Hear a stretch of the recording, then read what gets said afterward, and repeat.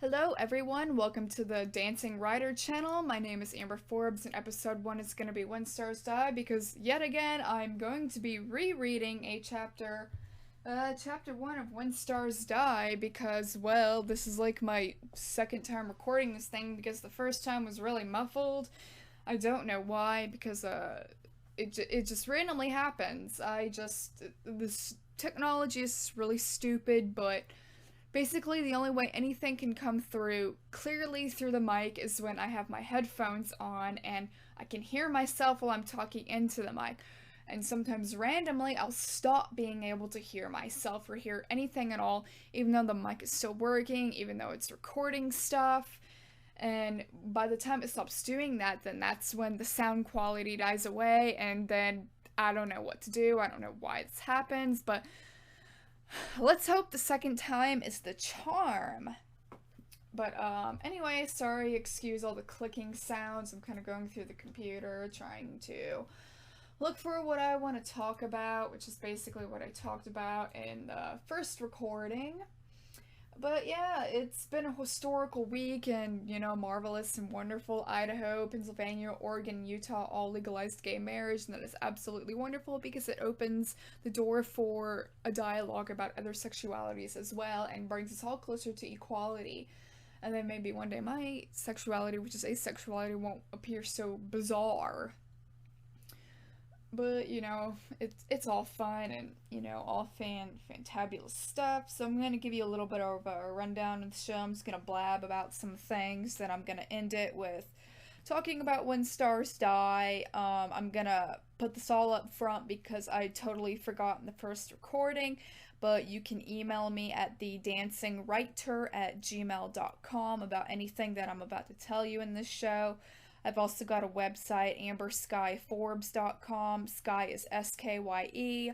I have amberskyforbes.wordpress.com. My Tumblr is The Dancing Writer. My Twitter is amberskyf, and you can friend me on Facebook through amberskyforbes because I really don't like to use my Facebook page too much anymore because Facebook just wants you to spend money on just about everything. So I have everything connected to my Facebook page, like my Tumblr and my Twitter, my WordPress, so whatever I post there goes back to my Facebook page, but it's not like it gets too many views anyway. It just makes me feel better, so that way I don't feel like I'm completely abandoning it. But let me give you a little bit about myself. I'm about to turn 24 on July 12th. I'm a college student. I just finished my quarter because I'm doing online classes, so you take 2 classes every 8 weeks. I've got this week off, the rest of this week off, and next week off, and then I start classes back again on June 2nd. I'm also obviously the author of When Stars Die. Let me give you a little bit of a rundown about what that is. I'm not gonna talk about it right off the top of my head because I could talk about it for 10 minutes just to try to get you to understand what's going on, so I'm gonna read the basic description off my Amazon page. Shadowy figures haunt Amelia's days in Cathedral Reims, and they are waiting for her to join them. Oliver Cromwell, an alluring priest, is the only one who can save her. But he may prove to be just as dangerous. So there's a little bit about what that book is. It's all about witches. To me, it has a very original and unique take on witches, and I'll actually talk about that in a future podcast because my next podcast is actually going to talk about asexuality and agender identity because I've been grappling with my gender identity. It's probably agendered because I just think gender is stupid in general. I identify biologically as a female, but gender, the mentality, it makes absolutely no sense to me. But I'm also a ballet dancer, an adult ballet dancer, actually. I am currently 23. I started when I was 21. Cliche enough, I started ballet because of Black Swan, and I never really considered ballet before until I started that movie, and I saw that close-up of her. I think she was either practicing pirouettes or fouette turns in the mirror, and that close-up of just what it took for her to get on point, just all the power that it took for her to be able to do that. And that's what kind of drew me into it because I stopped seeing ballet as this feminine thing and I started seeing this ballet as this really powerful thing. You're all beautiful and pretty and everything, but at the same time, it takes so much power to be able to do all of that.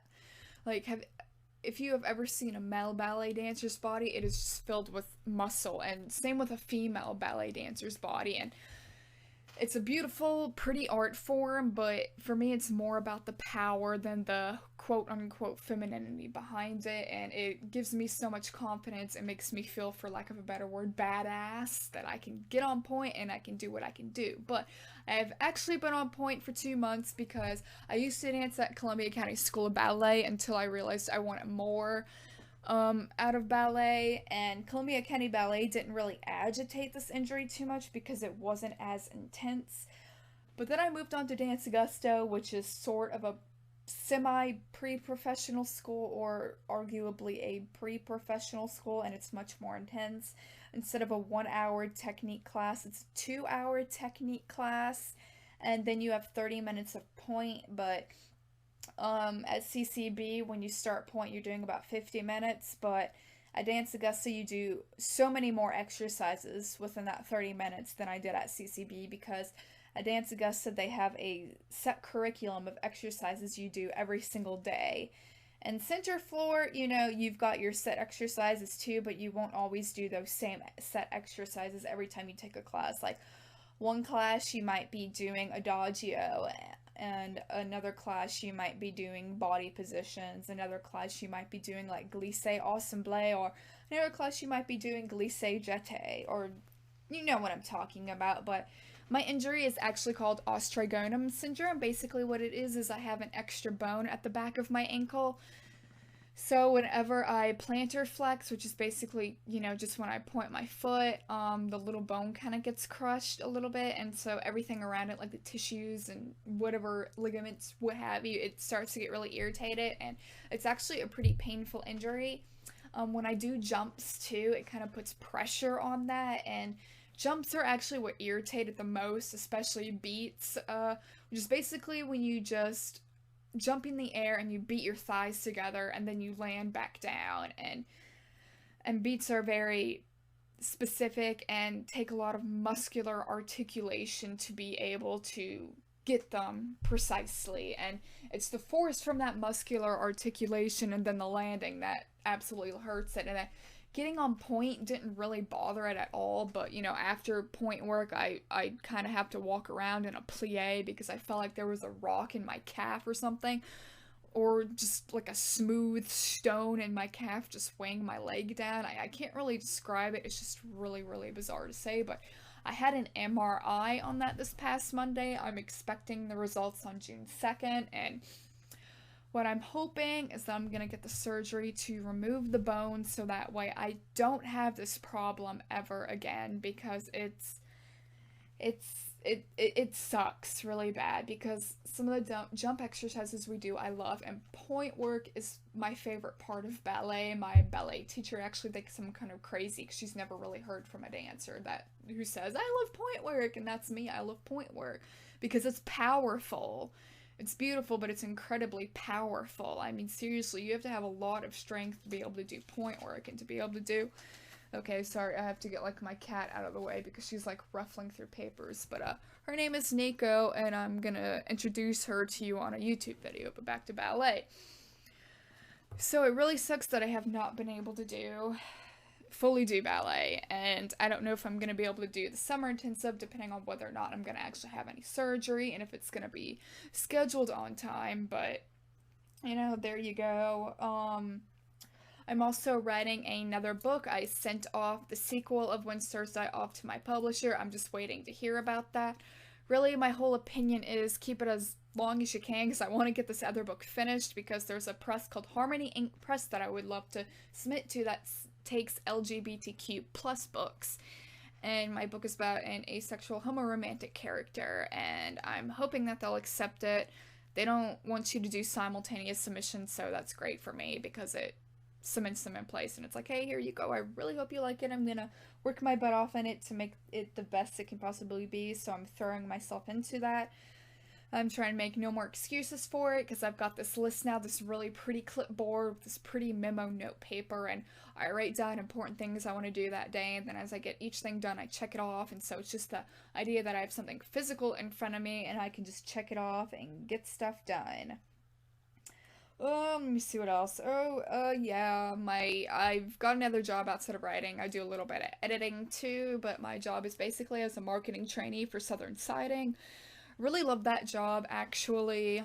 You can make some decent money from it if you can get sales. I've been in a sales slump lately. It's stupid too because I was making some good sales and then I officially get hired by Southern Signing because I went through an employment agency before and now I can't get sales. It's just funny how that works, right? I've been getting demos, but they just have not been selling. And demos are just the demonstrations where they go out there and show them the products and then you get like $6 per demo. You know, it'd be great if, like, all of my next days could demo, because then, hey, maybe that could be $30 extra, but whatever. Basically, my job just entails making appointments with homeowners at whatever event I'm doing. The mall is the primary place where we do stuff. We're giving away a fiat there.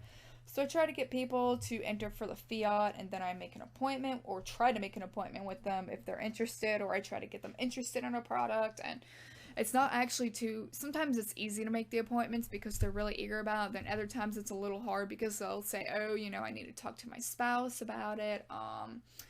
I actually have a cousin who's a contractor who's gonna do the work for me.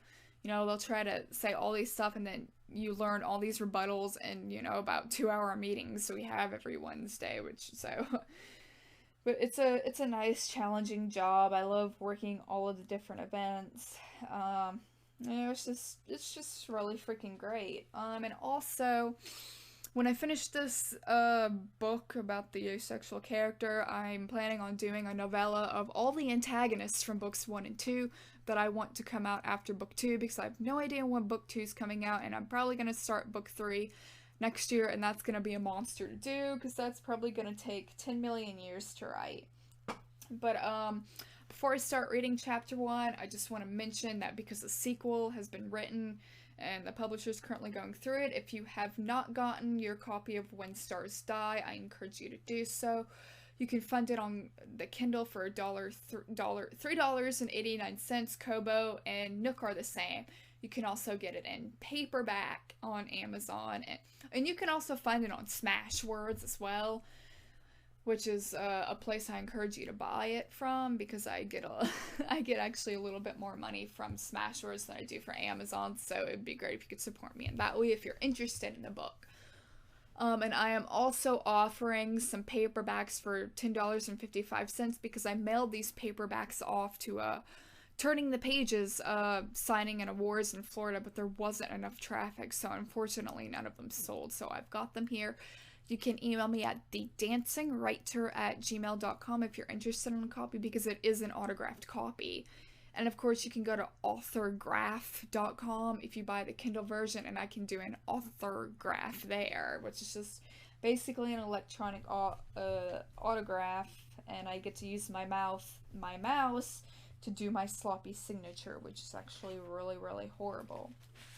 Okay, so now I'm going to start reading chapter 1. Forgive me if I stumble. I actually did stumble a little bit during the first recording.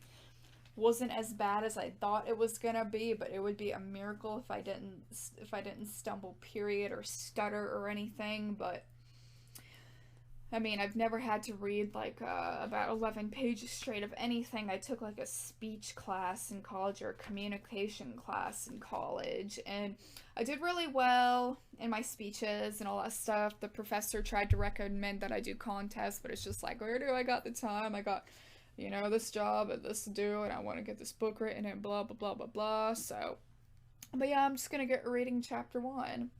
Okay, so When Stars Die, chapter 1.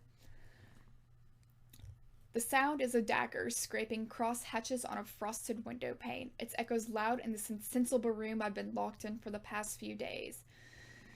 I want to remedy my fears over the sound, but I'm more terrified of the impending trials that will determine my readiness to be professed in the Order of Cathedral Reims. The trials are the reason I have been locked in here. Colette sits beside me, lost in knitting a scarf she has been working on for a week. The amount of time we've been trapped in here with minimal food, water, and sanity. Her ability to shut out the world with a click of the needles is something I've always envied. For her, the world is non-existent. But not for me. The sound strips my nerves raw, so I tighten my shawl and rise from the creaking mattress. My boot-clad feet meet the floor, and in spite of my stockings, cold still shoots through the soles, hibernating in my bones. Pulling in a deep breath of biting air, I tiptoe over to the door and press my eye to the keyhole that overlooks a bright hallway. The air freezes in my chest. I knew I heard those blasted shadows, the eerie, almost impossible sounds they make whenever their black cloaks trail along the cobbled floors of Cathedral Reims. Sometimes I wonder if they're witches, people born of the 7 deadly sins and considered worse than murderers in the eyes of the law. Then I remember my little brothers, nothing like them. They are mere shadows. Mere shadows. 2 of them stand outside the room. I recognize them. The tall one is Ash, and the little one is Sash. I don't know where I heard their names, here in my dreams, nightmares, or somewhere else. I wish they would go away. I wish. I close my eyes, open them. They are still there. Why must they be here? The Azador, our Mother Superior's lackey, could gather us any moment for the first trial, a trial that will test everything we are made of. And here are Ash and Sash teasing my nerves with their cold white fingers. But I don't know what it is about them. They haven't done anything in the 2 months since I've started seeing them, but their presence makes sharp fear burrow into my muscles and knot them. I believe I'm the only one who can see them. This frightens me. Perhaps waiting for these trials has made me mad. Colette's voice rises behind me, a quiet thing in the tremors of my mind. Are you searching for those shadows again? I look over my shoulder into eyes that reflect a blue sky. I have no reason to tell her that I am. She puts down her knitting and tightens the standard gray shawl given to all girls being tested for the professed order. Winters are bitter in the city of Malva, especially in the winter of 1880, though the unpleasant chill is a mere prologue to the upcoming trials. Amelia, it's stress. We've all been stressed about these trials. She shows me her bloodied fingers. See, I've bitten them to the nub. Now why don't you come over here and let me braid your hair? I shake my head. I will admit nothing, and yet I don't know why I can see them and Colette can't, or why they're even here. I keep opening my eyes and closing them, hoping they will disappear, but they don't. For whatever cryptic reasons they have, they are here and have been watching us all for the past 2 months. Colette puts a hand on my shoulder that I shrug off. Stop this nonsense, Amelia. You know how fretful you make me when you act like this. It's stress. I promise you. Just stress. Stress. Yes, just stress. But does stress truly conjure shadows of the darkest thoughts in one's mind? I thought of tearing my hair out in clumps to reduce the stress of these trials. While I have awaited this period in my time as a sister, knowing that my performance hinges on whether or not I stay and continue on as a nun is trying. I don't want to go home. I can't go home. Home is where I'd spend days in my room, sometimes comforted by prolonged sleep, other times tortured by an unquiet mind. Cathedral Reims was the only thing able to give me some purpose, and here I am, and here is where I need to stay. I turn back toward the door and to curl my fingers against it, tapping my nails on the wood. I will not argue with Colette. Even trying to convince myself they are not real is like trying to convince one of our priests to remain celibate. Don't bother with me, Colette. I'll be... Wailing erupts far down the corridor. The sound is loud enough to break the icicles clinging to our window. I join, but I already ache from stress. That crying has been intermittent since we were shoved and locked in these rooms. The trials are that dreadful, though we have no idea what they consist of.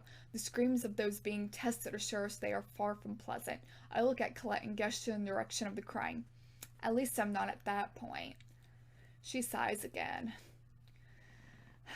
All right, then. Once this is all over, I'm certain you'll stop seeing those things. I hear the skirts of her gray dress rustle across the floor and the creaking of the mattress as she settles back on it. I first saw the shadows on the roof of the south transept while Colette and I were in the orchard, picking plums for jam. My little brother Nathaniel was with us, but he was too busy climbing trees to take notice of anything. There were 5 of them, I remember. I turned away from them and whispered to Colette, "Do you see those things on the roof?" "What things?" "There are 5 of them, all in black cloaks." She dragged me deeper into the orchard so that foliage and plums obscured my view. "You're starting to lose your mind just like Sister Marie did. Remember what happened to her? She was so stressed about the trials last year she slit her wrist. Miraculously survived, but had to be put in an asylum. Don't end up like her. Don't bring them up again, ever. If you do see them again, just keep telling yourself they're not real. But it's hard to believe they're not real when I see them every day, amassed in different numbers, engaged in indiscernible chatter. If they were just illusions, wouldn't I have gone truly mad by now? Wouldn't I have started seeing other things too? Wouldn't I have ended up like Marie by now? Because I haven't frightens me even more, for what could this mean? Marie's sanity fell apart in just a month, and even then we sisters could see it unwinding when she started hallucinating. She saw things, like the suffering witches on the stained glass windows, or the statues of witches nailed to stakes talking to her. We have such hurrying propaganda around Cathedral Reims. Colette's knitting needles start clicking away. I press my eye back to the keyhole. Ash and Sash now speak in hushed tones. Ash balls his white fists. These shadows have skin the color of clear day clouds and eyes in endless black. The eyes alone tell me they are far from human. I hold my breath in anticipation of what he'll say. Sash, however, throws a hand over Ash's bluish scarred lips. Thick, disfiguring scars cover Ash's entire face as though someone took a serrated knife to them. Sash narrows his eyes and opens his mouth. What comes out is loud enough for me to hear. You do realize there might be some people here who can see us. A painful cramp overtakes my stomach. He has a boyish face, a boyish voice. He is a child. They cannot be real. They are illogical. They are demons spawned from a stressed mind whose darkest thoughts contemplate all the ways I can hurt myself to feel something other than this impending feeling that I may be inadequate for the professed order. But there they are, those shadows, acting, living, breathing, speaking, doing human things. Ash grips Sash's thin wrist. Sash is such a tiny thing. He has the face of a 14-year-old, soft, sloped jaw, a cocky smile that emphasizes the deep cut on his upper lip. Ash brings himself down to Sash's stature, mocking the boy for what he lacks. You keep your tone down, then. I have no doubt there are ones here who can hear and see us, but they're a minority. No one would believe them, even if they ran all over the cathedral heralding our presence. Sash raises himself to Ash's chin. Then you... He looks in my direction and narrows his eyes. I pull away from the door, realizing I've started tapping my nails against the wood again. I dig them into the grain to stop them, then pin myself against the door frame while straining my hearing. Curse my nervous habits. Sash speaks up. I think someone is watching us.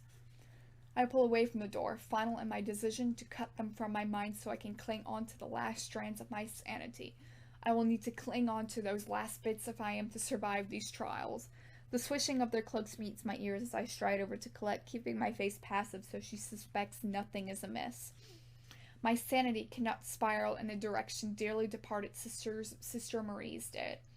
I sit down and start braiding Colette's tangled blonde locks. My fingers fumble as they try to remember how to braid. Are your imaginary friends gone? Colette asks, needles clicking away. I ignore her, sweat beating down my temple. The swishing of their cloaks grows louder. They are not real. Nothing will come in here. The sun will disappear, and I can safely blame stress for their existence. I open my mouth to speak. My voice comes out dry. The door creaks open. Colette snaps her head in the direction of the door, while I keep my eyes on the frayed braid in my hand. She pulls away from me like someone screamed her name and sweeps over to the door. Out of my peripheral, the shadows casually glide into our room. They look around like they don't see us. She reaches for the knob. There must be some awful draft or something blowing down the hall to push open a locked door. This is too much of a coincidence that their presence would push the door open and leave poor Colette believing it to be a draft. There is nothing illusory about their presence. Colette pulls her shawl around her. It is quite chilly. I don't feel a draft at all, but I'm not willowy like her. She puts her hand on the knob, then stops. That's peculiar. The lock has come undone. Faulty lock, I suppose. Well, we're good little sisters. We won't go running from our trials. She slides the bolt back in place. I'm antsy for the feel of her braid in my hand so the shadows don't know I can see them. She sits back down. I grab the undone braid, forcing my eyes to be lost in the tangled hair as my fingers get snarled in the straw texture. The shadows walk around our room. Their eyes burn holes in our backs. I know one of them can see us, Sash says, stopping in front of us. One of them knows something. Isn't that right? One of you can see us. My breath hitches. Now I can't be insane. The faulty lock, the blown open door. I can't continue believing they're not real, especially when Sash implied not everyone can see them. Do illusions often justify their existences to the mentally insane? I wouldn't think so. Just don't look up, don't look up, don't look up. Conversation. That's what I need. A conversation with Colette. Swallowing the lump in my throat and wetting my lips with my tongue. I say, what do you think the first trial will be? The ease with which the question tumbles off my tongue surprises me. My calm tone does not match the way my nerves feel, like they're being drawn taut through a loom. Ash's voice comes out in a lilt. You're imagining things, Ash. I don't think we're any closer to finding one than we were 2 months ago. They're looking for people like me then, once you can see them. Colette looks over her shoulder, forcing me to adjust my arms so I can keep braiding her hair. I've tried not to think about the trials. I can't even speculate. I had nightmares when I first heard the screams from the last group Mother Aurelia put through. I dreamt these trials manifested our greatest fears, she says. I have to tense my hands to keep them from shaking. Fear cannot be present on my face, not with these shadows around. What is your greatest fear? I look up briefly to find Ash nudging Sash closer to us. Just touch one of them, Sash, if you're so certain one of these girls is what we're looking for. After all, we can touch them. We just can't touch those who can't see us. Colette lets out a small laugh, drawing my eyes to the blueness of her eyes as she turns around and looks at me, her braid falling softly against her back. If I talk about my greatest fear, I think I might go insane. Let's try not to think about the present. Let's think about the future, about what great nuns will make. Sash reaches out a pale hand. Part of me wants to run, scream, cry, while another part of me desperately prays Sash changes his mind and realizes he isn't looking for me. I know nothing of what these shadows intend to do with the people they're looking for, but instinct says what they want to do can't be good. I have to bite my tongue to keep my voice from wavering. I suppose you're right. Talking about fears won't do us any good. Let's just remind ourselves why we're here in the first place. Colette nods, breaking into a smile. I'm here because the physical world isn't enough for me. I grab for Colette's braid as Sash draws near. I'm here because I can't say why I'm really here. I promised Nathaniel I'd tell no one. He would never forgive me if I did. I'm here because I was dissatisfied with my home life and I wanted something more. Sash's fingers are a centimeter from my cheek. They whip their heads away from us. Shit, Sash says. He's coming. I can hear him. We have to leave Ash. He can't catch us in here. He can't catch us at all. Ash bolts for the door. We'll keep a closer eye on these girls if that'll satiate your curiosity. They throw open the door and vanish into the brightness of the hallway. Whoever this he is has frightened them away. At the same time, I do not want to meet this he, not in the least. This person might be more frightening than the shadows. Colette approaches the open door. For a brief moment, I swear I see panic in her eyes. Shivering overtakes that panic, however. Her voice wavers as she says, Blessed Locke, it's cold, so cold. I feel like the temperature has dropped tenfold. An undertone of fear edges her voice. Or that could be from the cold. Let's be good sisters and let Mother Aurelia know our lock is broken, all right, Amelia? I nod, sighing as my nerves release my muscles. I thank our god Deus. Thank Deus they're gone. Thank Deus they are gone. Colette lets out a gasp. Theosador, the Mother Superior's assistant, has a firm grasp of Colette's wrist. Her wrist looks like a willow branch in his meaty hand, the size of my skull. He looks at her with his infamous, jagged smile and strokes the thorny whiskers jutting from his chin. Are we trying to escape, Sister Colette? Do the shadows run from this man who must stand 7 feet tall, who looks imposing in stark gray robes lined with black threads? He could kill us in silence and no one would ever know. This is the man who beats us when we step out of line, though he has neither touched Colette nor I. He must be the one the shadows ran from. But why? Theosador's smile turns vicious, shoving all thoughts of the shadows from my mind. His presence means the first trial is here. His presence means our fate has begun. His presence means our futures will be determined over the next month if we can survive. Colette looks Theosador full in the face, fear non-existent in her eyes. I wasn't trying to escape. The lock is broken. The door has been blown open all day. Theosador narrows his dark brown eyes, forming menacing creases on his forehead.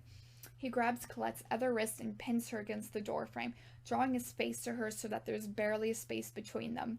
I'll bet he smells like wine that is fermented for only a week. Don't lie to me, you're not the first to attempt escape. She draws her eyebrows together. Call me a liar, if you please, but you will have to let Mother Aurelia judge that. Theosador lets go of Colette's wrist. He keeps his face close to hers. I'm not here to start a fight or punish you. I'm here to gather you girls for the first trial. That will take care of whatever misgivings you may harbor about being professed. His jagged smile returns wider than before. That will be a punishment in itself. He gestures us out into the hall, where we find other girls in gray dresses and tattered shawls huddling for each other's scarce warmth. The stained glass windows make outside bleary, but they don't disguise the snowfall that curtains the world in white.